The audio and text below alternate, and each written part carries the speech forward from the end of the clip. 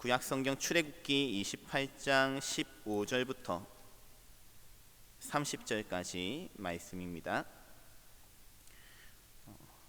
다 찾으셨으면 함께 읽도록 하겠습니다. 15절입니다.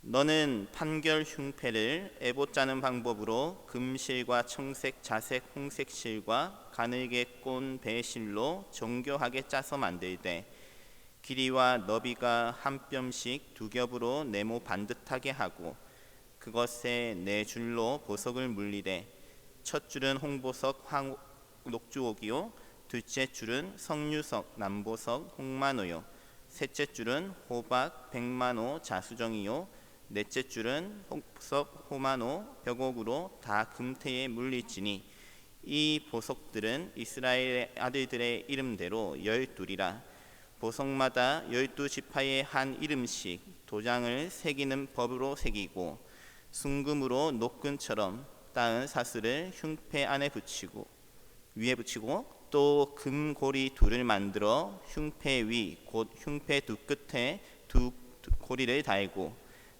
따은 두 금사슬로 흉패 두 끝 두 고리에 꿰어 매고 두 따은 사슬의 다른 두 끝을 에봇 앞 두 어깨바지의 금태에 매고 또 금고리 둘을 만들어 흉패 아래 양쪽과 안쪽 곧 에봇에 닿은 곳에 달고 또 금고리 둘을 만들어 에봇 앞 두 어깨바지 아래 매는 자리 가까운 쪽 곧 정교하게 짠 띠 위쪽에 달고 청색끈으로 흉패 고리와 에봇 고리에 꿰어 흉패로 정교하게 짠 에봇 띠 위에 붙여 떨어지지 않게 하라.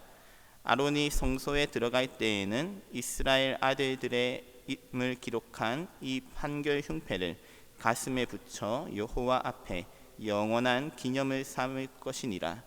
너는 우림과 둠밈을 판결 흉패 안에 넣어 아론이 여호와 앞에 들어갈 때에 그의 가슴에 붙이게 하라. 아론은 여호와 앞에서 이스라엘 자손의 흉패를 항상 그의 가슴에 붙일지니라. 아멘. 저는 오늘 가슴에 남기신 은혜라는 제목으로 여러분들과 하나님의 은혜를 나누고자 합니다. 먼저 로마서 15장 16절을 보시면 사도 바울은 자신이 예수 그리스도의 일꾼이 되어 그리스도 예수의 일꾼이 되어 하나님의 복음의 제사장 직분을 감당하게 되었다. 이것을 두고 은혜라고 불렀습니다. 어떤 의미에서 하나님의 제사장이 되는 것은 정말 커다란 은혜가 아닐 수 없습니다. 왜냐하면 구약시대의 제사장은 아무나 할 수 있는 것이 아니기 때문입니다. 다시 말해 자격 없는 자에게 제사장이라는 직분을 주셨기 때문에 그것은 은혜라는 것입니다. 마치 자격 없는 우리에게 주신 구원의 은혜와 같이 말입니다. 그런데 신약시대에 와서 이 은혜를 받은 사람이 바울뿐이겠습니까?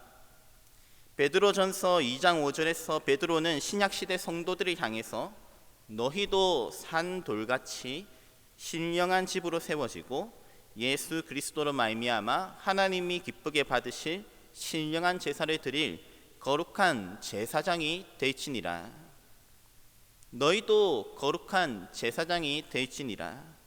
그리고 이어서 2장 9절에 너희는 택하신 족속이요 왕같은 제사장들이다 라고 선포했습니다. 따라서 여러분들과 저를 포함하여 신약시대 우리 모든 성도들은 사도 바울과 같이 제사장 직분을 감당하는 은혜를 받았습니다. 그러므로 구약시대 제사장 직분에 대해 이해하는 것은 성도로서 우리가 받은 은혜를 더욱 풍성하게 누리는 데 유익이 됩니다. 특별히 어제 오늘 새벽에 걸쳐서 다루고 있는 출애굽기 28장은 하나님께서 제사장에게 어떤 의복을 주셨는지 다루는 내용입니다. 하나님께서 제사장을 세우실 때 그냥 일만 주시는 것이 아니라 나름대로 제사장의 직분을 감당할 때 필요한 은혜를 주시는 것입니다. 그렇다면 어제 에봇에 이어서 오늘 하나님께서 제사장에게 주신 은혜는 무엇입니까? 15절부터 30절에 등장하는 바로 오늘 본문의 판결 흉패입니다. 여기서 흉패라는 말 그대로 가슴에 부착하는 조각입니다. 조금 다르게 보자면 가슴 부위를 보호하는 보호막이라고도 볼 수 있을 것입니다. 현대 의학적인 관점에서도 우리의 가슴은 심장이 위치한 가장 중요한 장소입니다. 그래서 어디 전쟁에 나가더라도 팔다리는 아무것도 감싸지 않지만 심장이 위치한 가슴 부위만큼은 방탄조끼를 입는다든지 치명상을 당하지 않도록 각별히 주의를 해야 합니다. 고대 히브리인들의 관점에서도 이 부위는 상당히 중요한 장소였습니다. 오늘 본문 30절에 이 판결 흉패를 가슴에 붙이게 하라고 하셨는데, 여기서 가슴이라고 번역된 히브리어 레브는 사실 가슴이라기보다는 심장이나 보통은 마음이라고 번역되는 경우가 많습니다.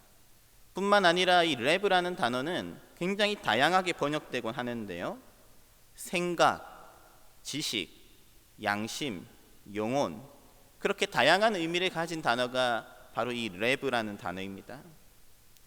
따라서 판결 흉패가 붙어 있는 가슴, 곧 심장은 히브리인들에게 있어서 모든 감정적이고 지적인 활동, 또한 도덕적인 판단을 비롯하여 영적인 활동이 일어나는 곳이었습니다.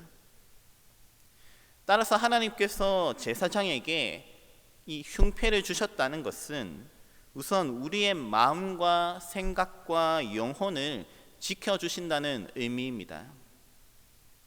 그러므로 오늘 이 아침에 하나님께서 나에게 주신 흉패를 묵상하면서 가장 먼저는 우리 마음과 생각과 영혼을 지키시기를 원하시는 그 하나님의 마음, 그 하나님의 은혜를 기억하셨으면 좋겠습니다. 빌립보서 4장 6절과 7절에 아무것도 염려하지 말고 다만 모든 일에 기도와 간구로 너희 구할 것을 감사함으로 하나님께 아뢰라. 그리하면 모든 지각에 뛰어난 하나님의 평강이 그리스도 예수 안에서 너희 마음과 생각을 지키시리라고 말씀하셨습니다. 그러므로 주님, 내 마음을 지켜주십시오. 오늘 이 아침에 갈등하는 마음, 혼란스러운 마음, 흔들리는 내 영혼을 붙잡아 주십시오. 그렇게 오늘도 이 아침에 주님 앞에 간구하며 기도할 수 있는 귀한 예배가 되기를 간절히 바랍니다. 다음으로 하나님께서 우리에게 주신 이 흉패는 그냥 보통 흉패가 아니라, 가슴에 부착하는 그 단순한 조각이 아니라 판결 흉패라고 되어 있습니다. 그래서 30절에 보시면 이 판결 흉패 안에 우림과 둠밈을 넣으라고 되어 있습니다. 이 우림과 둠밈의 정확한 뜻이나 모양은 기록되어 있지 않지만 오늘 본문에서 보듯이 이것이 무언가를 판단하는 데 사용하는 도구라는 데에는 이견이 없습니다. 보통 성경학자들은 제사장들이 무언가 애매한 상황에서 둘 중 하나를 선택해야 할 때 우림과 둠밈을 이 두 개를 섞어서 제비뽑기를 하는 방식이라든지, 그렇게 무엇을 선택해야 할지 하나님께 묻고 결정하는 데 사용했을 것으로 봅니다. 다시 말해 핵심은 하나님께서 제사장들에게 하나님의 뜻이 무엇인지 판단할 수 있는 도구를 주셨다는 말입니다. 오늘날 이 시대를 살아가는 성도의 삶 가운데서도 우리는 무언가를 매일같이 판단해야 합니다. 판단을 잘 해야 하는 것이죠. 판단해야 할 때가 많습니다. 일상적으로는 무엇을 먹을지, 무엇을 입을지부터 시작해서 어떤 집을 선택해야 할지, 또 무엇에 투자해야 할지, 자녀들의 학교는 어디에 보내야 할지, 그리고 이런 데 투자하는 것이, 이 사업장에 투자하는 것이 올바른지, 여러 가지 선택해야 하는 일들이 많습니다. 하나님 백성의 교회 공동체도 마찬가지입니다. 당장 어떤 사역을 진행해야 하는지, 그리고 앞으로 다가올 추수감사절 데코레이션부터 시작해서 직분자를 세우는 문제까지 판단하고 선택해야 할 일들이 한두 가지가 아닙니다. 출애굽 당시의 제사장들도 마찬가지입니다. 바로 다음 29장부터 이제 제사장들이 어떤 제물을 무슨 용도로 하나님께 드려야 하는지 판단해야 할 일들이 많이 기록되어 있습니다.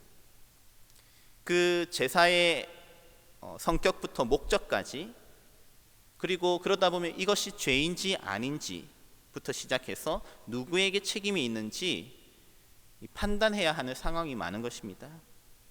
하지만 이렇게 여러 가지 일을 판단하다 보면 그것이 판단하는 기준이 상당히 어려운 것을 볼 수 있죠. 사람의 양심에 또 맡겨야 하는 일이고, 그때마다 하나님께서는 이 우림과 둠밈을 통해서 그것을 사용하여 하나님께 물어볼 수 있도록 허용하는 것입니다. 여러분, 사실 이것은 엄청난 고난이자 은혜입니다. 제사장이 자신의 직무를 수행하면서 판단하기 어려운 상황에 직면했을 때 가슴 흉패에 이것을 지니고 있다가 언제든지 사용할 수 있는 것입니다. 특별히 오늘 본문처럼 하나님 앞에 나아갔을 때 그는 우림과 둠밈을 꺼내서 하나님 어떻게 판단해야 합니까? 기도했을 것입니다. 그때마다 하나님께서 올바로 판단할 수 있도록 인도해 주신다면 우리는 우리의 욕심이나 오해, 오류로 인해 잘못된 판단을 할 수 있는 그런 어려움들을 피해갈 수 있을 것입니다. 그리고 오늘날 제사장으로 부르신 하나님의 성도들에게도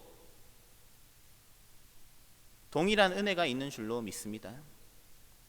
마치 하나님께서 제사장의 가슴에 판결 흉패를 주시며 그 안에 우림과 둠밈을 넣어 주시듯이 하나님께서는 우리에게 성령을 베푸시며 날마다 순간순간마다 하나님께 묻고 기도할 수 있는 은혜를 주셨습니다.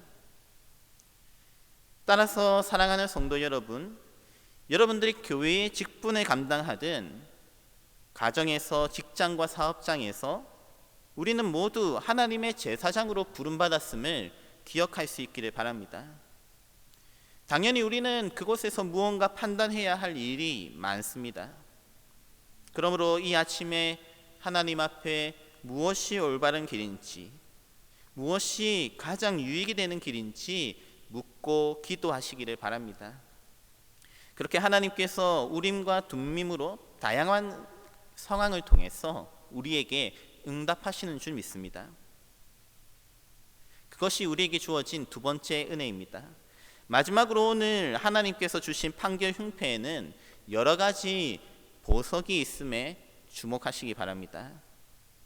이 보석 하나하나 같은 보석이 없습니다. 모두 다양하고 다른 보석들입니다. 이 12개의 다양한 보석 가운데 각각 이스라엘 아들들의 이름을 새기도록 하셨습니다. 오늘날 제사장으로 부름받은 우리에게도 마찬가지입니다. 하나님께서는 우리에게 맡겨주신 보석 같은 그런 이름들이 모두 있을 것입니다.